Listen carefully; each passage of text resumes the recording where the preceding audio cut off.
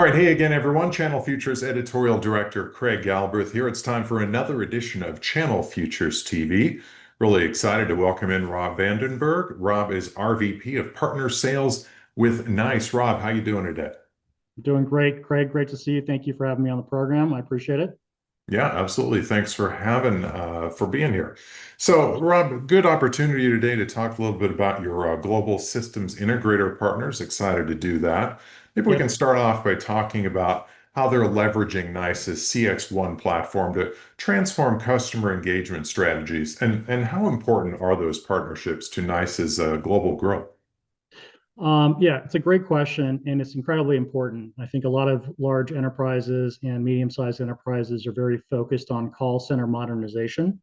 And so the concept of modernization is more expansive than it used to be. So how do we incorporate AI to deliver services in a more automated, efficient fashion? But at the end of the day, it's really about customer experience. How do we sort of shift left, if you will, in understanding what support centers are all about? Somebody's having a problem, they want a resolution. How do we start to drive analytics around what people are calling about? How do we start to drive sort of an earlier addressing of these problems, or ideally not having those problems to begin with? And so it's sort of a core thought process as companies think about differentiating against the competition. Yeah, very interesting. So, when aligning with these GSIs, how does NICE ensure joint success beyond product fit? And how central are those relationships to your long-term strategy?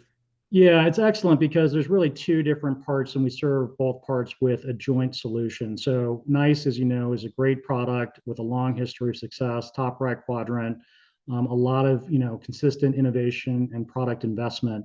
I think what solution partners and service providers like GSI do is really think more consultatively, strategically about the business, what they're trying to accomplish, recognizing that they have a technology stack in place, recognizing that they're going through some level of digital transformation. And so that's not the layer we provide at NICE. We're really great with product, and GSIs are really great with services. And so together, I think it's really what the client wants is a full solution. And so, I think it's incumbent upon the NICE team to create that space for a service partner to come in and add that layer and add that strategic thinking. Make an appropriate recommendation, right? NICE is not always the right answer. We believe it's often the right answer. But at the end of the day, it's about success. And so that's where the partner comes in, like an Accenture or Deloitte or Cognizant or Capgemini, to really deliver that full scope. Those are relationships so important. Absolutely. A lot of big names there you guys are working with as well. Yep. So, Rob, maybe you share a standout example of how partnering with a global systems integrator has created meaningful business impact for both NICE and the partner. And what does that say about the value that GSIs bring to your ecosystem? Yeah, so it's a great point. When we think about, and I'll sort of provide some level of detail and some level of anonymity, but we've done a joint deal with a large GSI with one of the Blues, Blue Cross Blue Shield, that's sort of state run. And so, how do we focus on making sure they're in compliance with, some metrics and SLAs around, responding to calls, providing patient feedback, those things. And so, when we talk about healthcare and you talk about the importance of that to individuals, it's really critical. Thus, there are certain mandates and service level agreements. If folks or healthcare systems are not providing that level of responsiveness, it can be more than frustrating. It can be dangerous. And so, thinking about how to modernize that to stay in compliance, which basically gets the patients and the patient experience the level of responsiveness they need. Sometimes there, might be a billing question, but sometimes it might be a really urgent healthcare issue.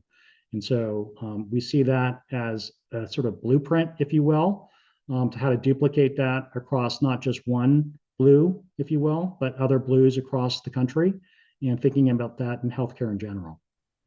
100%, 100%. So, Rob, what role do innovation and AI play in your partnerships with these GSIs, and how are those elements shaping the future of customer experience delivery? Yeah, it's a great question. I mean, the honest answer is emerging, right? I don't think any of us have figured it out. I think where NICE differentiates in a meaningful way is we have 30 years of data, right? We have call recordings that we've been capturing for many, many years with our clients.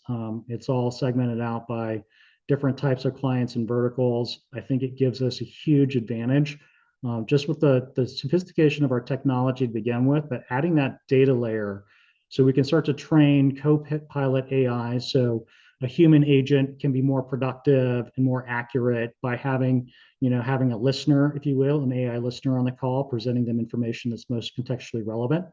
I think going forward, we'll see the emergence of agentic AI with more of an automation system.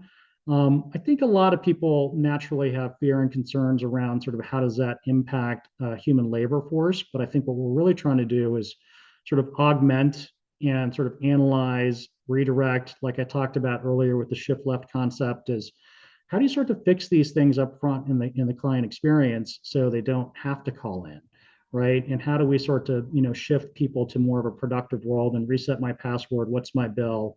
And I can't get an answer from the automated system.